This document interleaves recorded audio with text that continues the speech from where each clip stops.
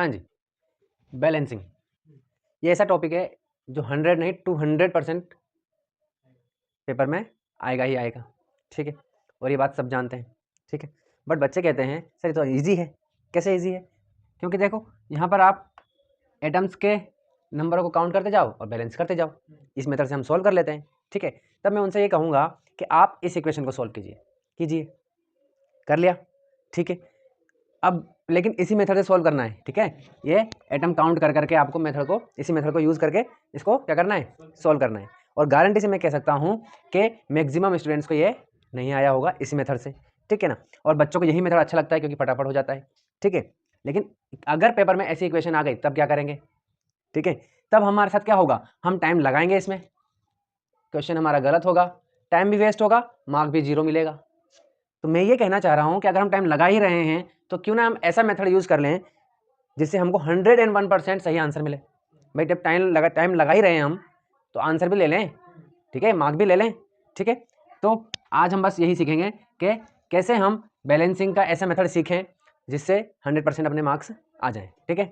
चलिए, तो देखिए सबसे पहले आपको करना है कि जो भी इक्वेशन आपकी लिखी हुई है उसमें सभी कंपाउंड्स को आपको क्या करना है, ऐसे ब्रैकेट में बंद कर लेना है, ठीक है। उसके बाद क्या करना है, आपको यहाँ पर लिख लेना है A, B, C and D, ठीक है, लिख लिया।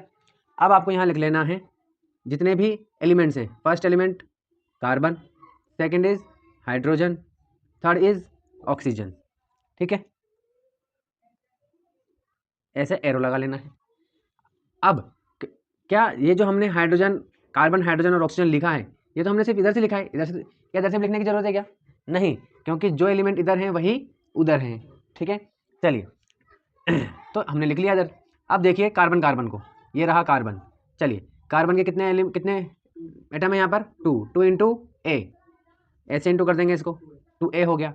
यहाँ पर और कहीं कार्बन है क्या? नहीं है, तो इधर का काम कंप्लीट और हमने लगा दिया इक्वल। अब इधर आ जाते हैं, कार्बन ये रहा, ठीक है। कितने कार्बन है यहाँ पर?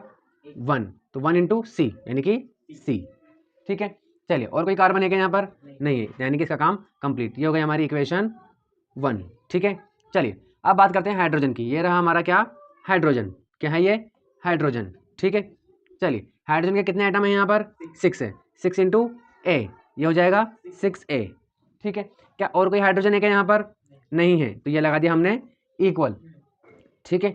चलिए अब यहाँ हाइड्रोजन देखिए, ये रहा हाइड्रोजन, ठीक है। ये रहा यहाँ पर 2 को D से इंटू कर देंगे, 2D, ठीक है।